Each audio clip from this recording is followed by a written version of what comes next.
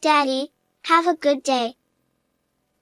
That day, I sent my husband off with a smile, as usual, to go mountain climbing, a hobby of his, with our 4-year-old daughter.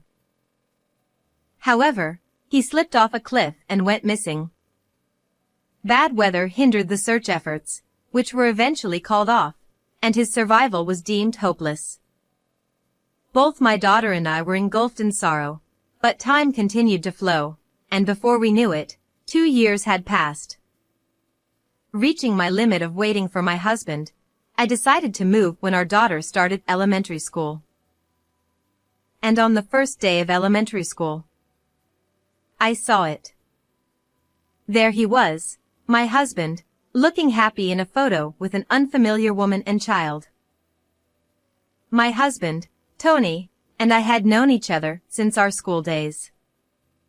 He loved outdoor activities and often enjoyed mountain climbing and camping, either with large groups or by himself.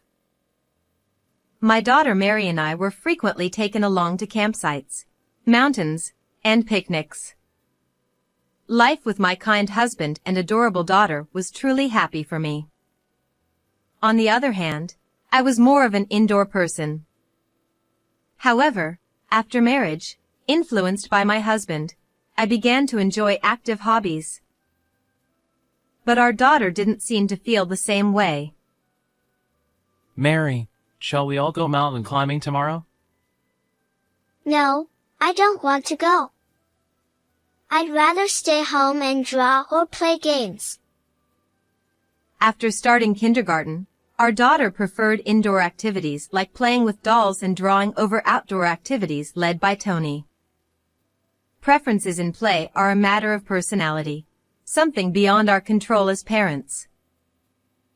However, I could tell my husband was feeling lonely about not being able to share his favorite activities with Mary.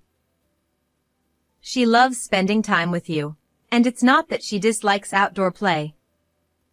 As she grows more active, she'll surely change. I encouraged him, but it had little effect. Gradually, he spent less time with the family, and even on holidays, he would go out alone or with friends to enjoy his hobbies. His work also seemed to get busier, often leaving early in the morning and returning late at night. In hindsight, perhaps those were signs of the impending tragedy. I'm heading out. I'm going to try a deeper part today.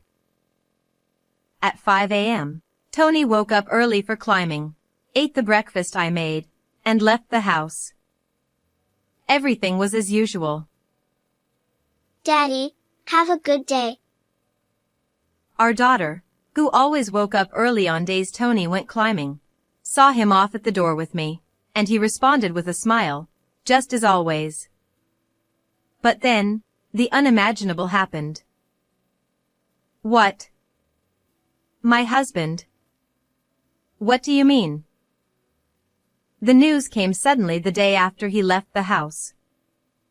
Tony had slipped while climbing and fell off a cliff, going missing. A passing hiker found some of his belongings, including his ID, cell phone, and wallet, and turned them over to the police, who contacted me. Please, find my husband. The police and mountain rescue team made earnest efforts to search, but unfortunately, heavy rain started that day, hindering their movement. The hikers who witnessed the fall said, "If he fell from that height, he wouldn't be unscathed." It's sad, but he's likely already dead. No. Please, be safe. Desperately clinging to hope, I contacted Tony's workplace, an outdoor gear company, hoping his hobby friends there might help with the search. What? He quit? How could that be? The employee I spoke to seemed puzzled and said, Tony resigned a week ago. Moreover, the police handling the missing person report told me, Your husband's residence address has been moved elsewhere, and information is being concealed. I had no knowledge of his resignation or change of residence, leaving me utterly confused. When the police suggested, Perhaps he was troubled by something unknown to you.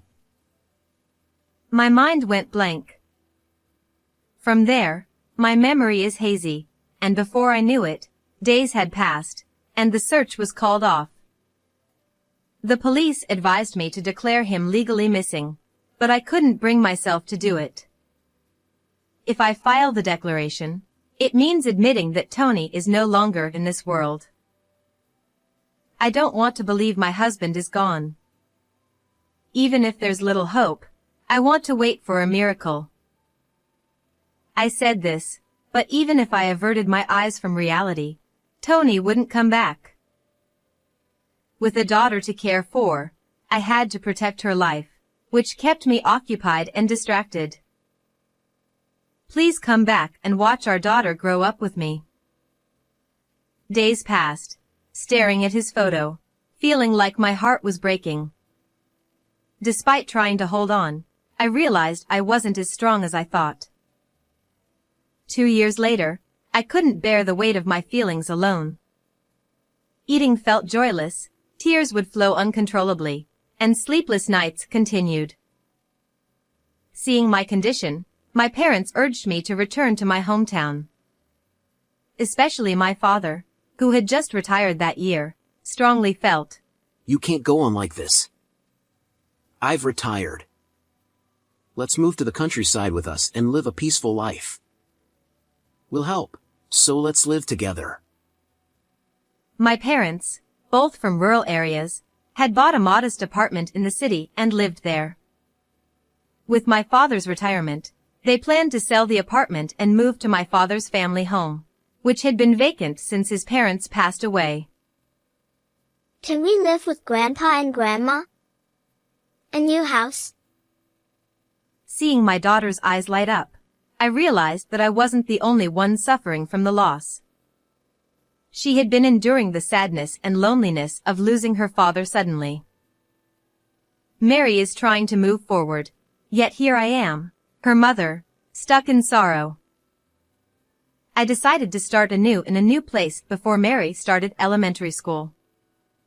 However, I kept our marital status unchanged.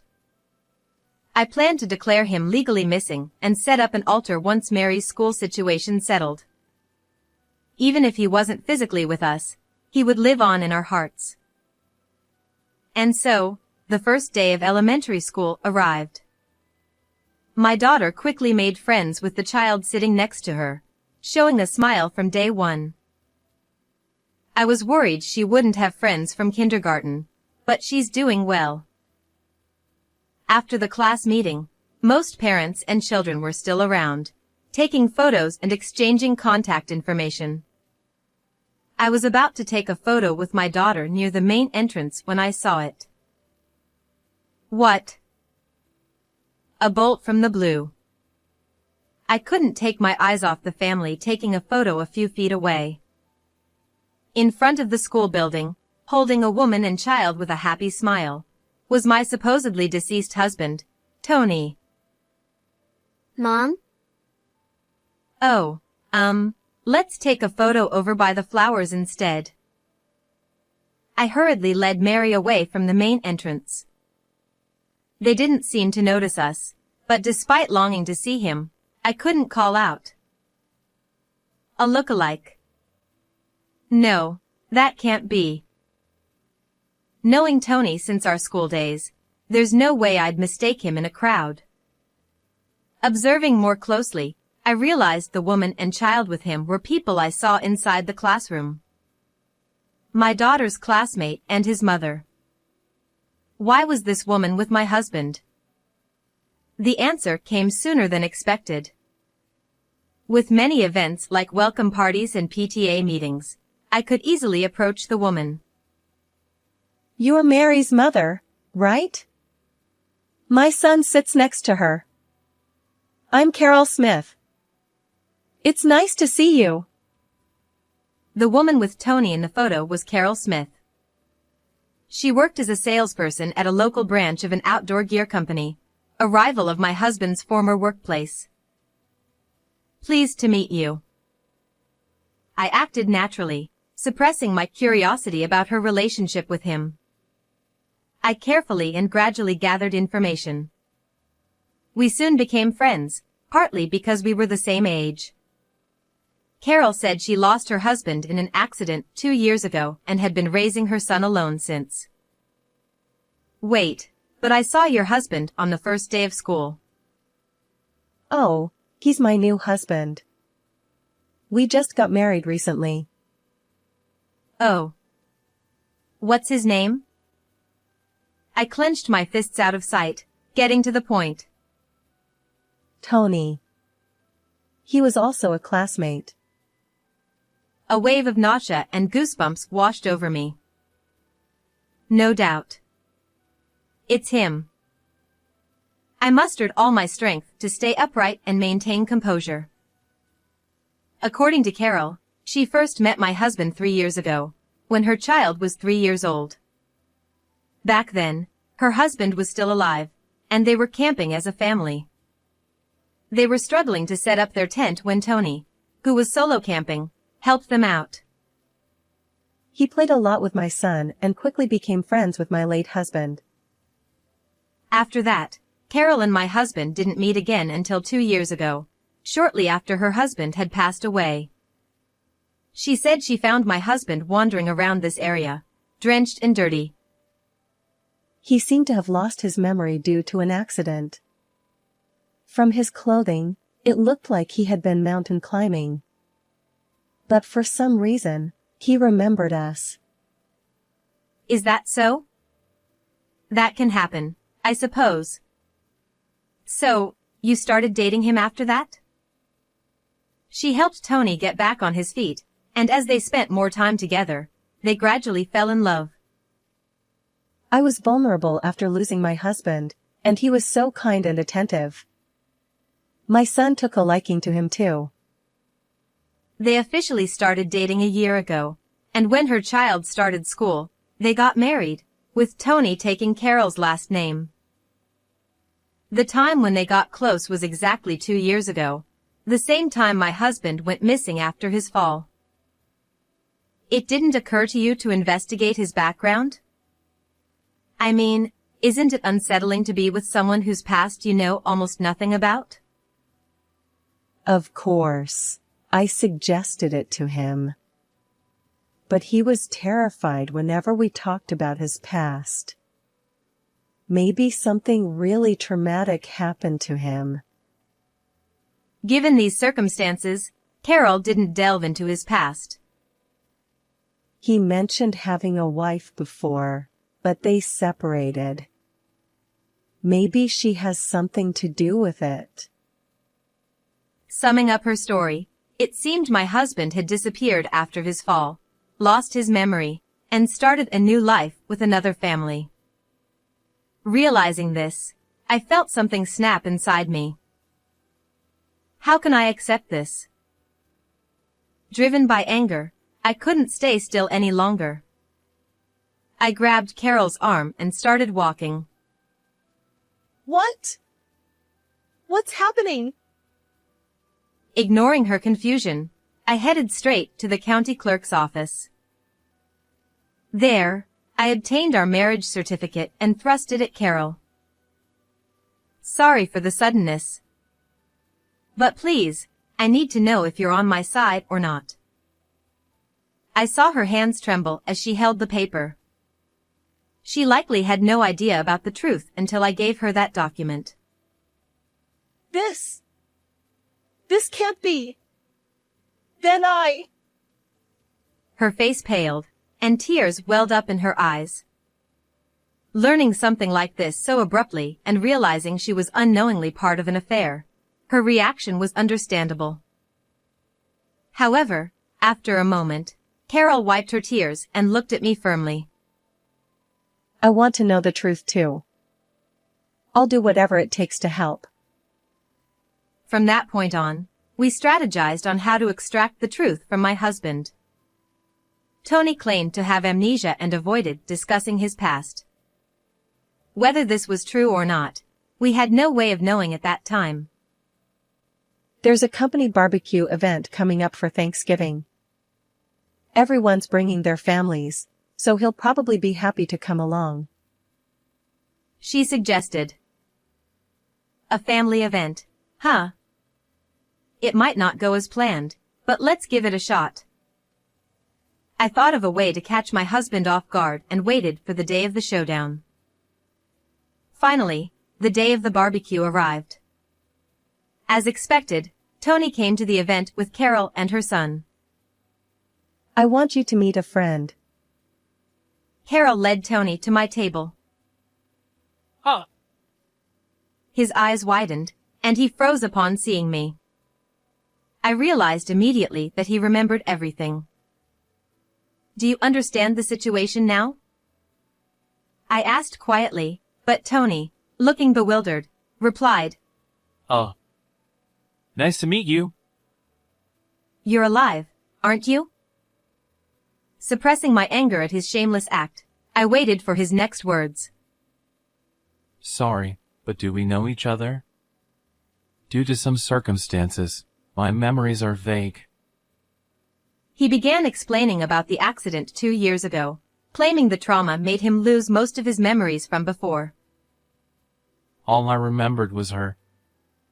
I knew where I lived for my belongings, but I didn't know why I was there. I am your wife, and we have a daughter. Her name is Mary Brown. She is a classmate of Carol's son. He looked surprised upon hearing this. But, even if you say that, I can't remember.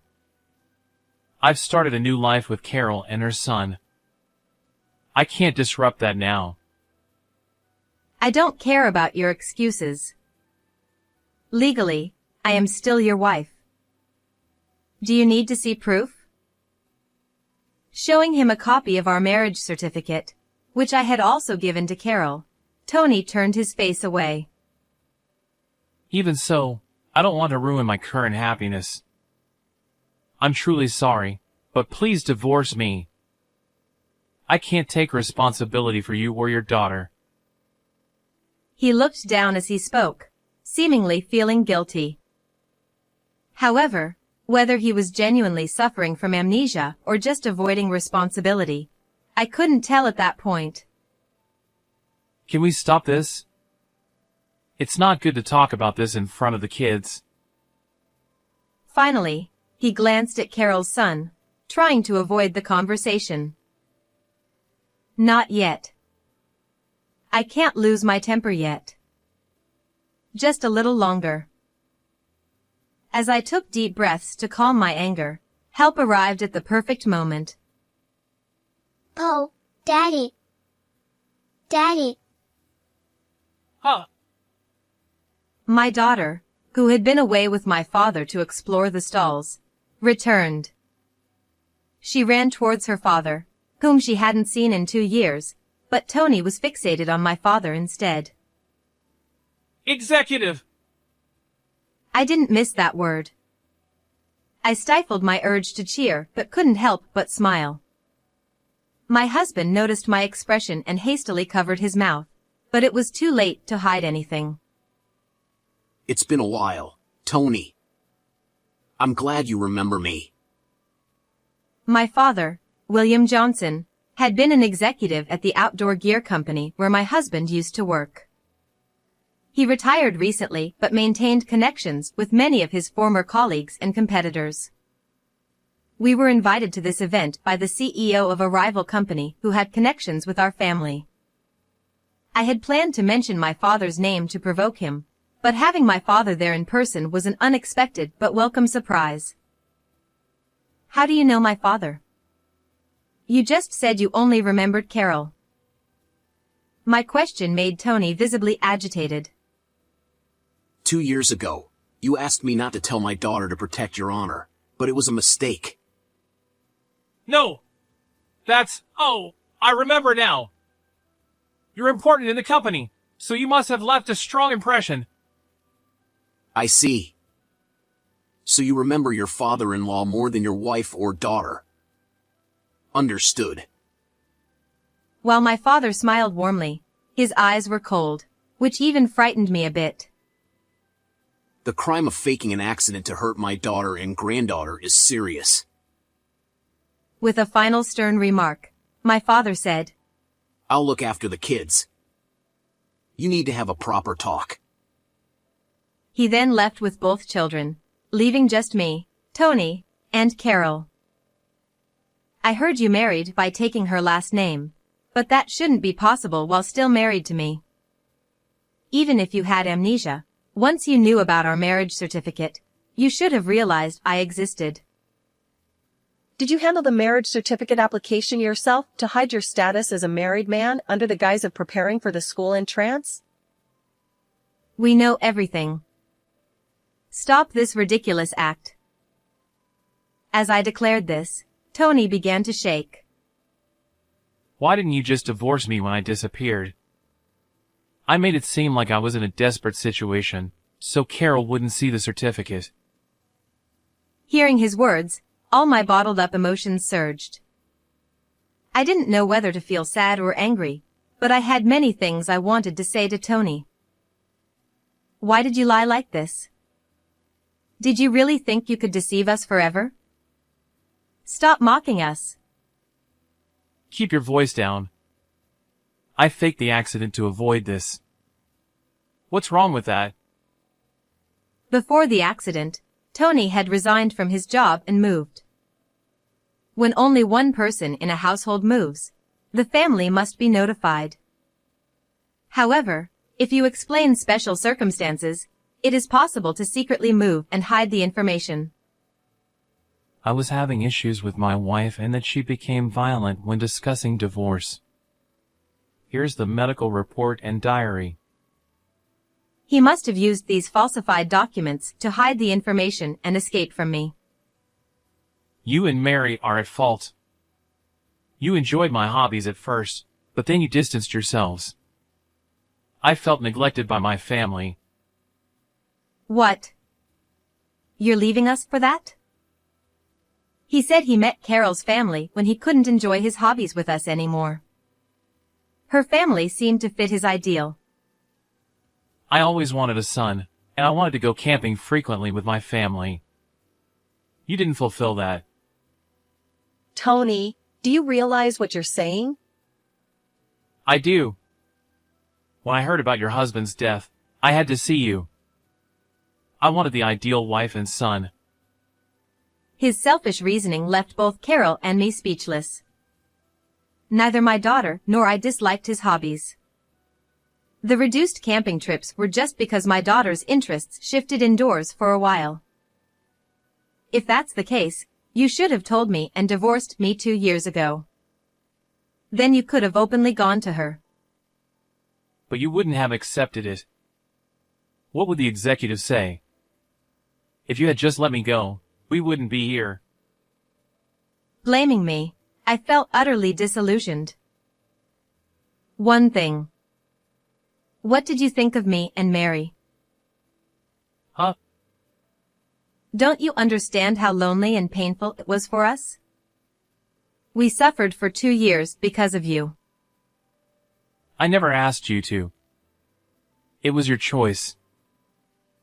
His dismissive response made my blood boil. Fine, let's divorce. You'll pay for the adultery, unpaid marital expenses, and child support in one lump sum. No matter how angry I got, it didn't affect him. I don't care about you and the kid anymore. I'll pay. Now I can live happily with my new family. He said, seeming happy about it. What's good about this? Are you kidding me? Huh? Tony seemed baffled by Carol's unexpected reaction. We're done too. I'll sue you for fraud. Wait, why? We can be a real couple now. He genuinely seemed confused, watching Carol's angry expression. Did he really think she would be thrilled and embrace him? Carol and Tony had a small wedding and engagement party. She paid for everything, including his living expenses after losing his job and memory. You lied and took her money. That's fraud. I muttered, making Tony turn pale. Wait! I gave up everything to be with you. I love you. Life with a child is hard alone. I'll find a new job soon. Don't speak. Don't talk about my son. I'm not desperate enough to rely on a man who betrayed his family. Carol's angry shouts made me feel sorry for her. Hey, you won't abandon me, right? You were lonely, right? Mary. Mary too. Stop. Don't say her name. You have no right. At my scolding, he flinched and looked sadly at me. A face I once loved now only irritated me. Let the authorities handle this. Enjoy your hobbies alone. You're good at that. Amidst the bustling barbecue, no one seemed to notice our conversation. To others, we probably looked like happy people enjoying the event. Tony ended up paying me $100,000, including alimony, marital expenses, and child support. Carol sued him for fraud, resulting in a 2-year prison sentence. He paid me everything before his incarceration, with the remaining amount to be paid in installments after his release. I felt sorry for his distant parents, but they told me, It's not your fault. Our foolish son caused this. Now, Carol and I are close friends, and our children enjoy school together. Thank you for watching until the end. Please subscribe to our channel. See you in the next video.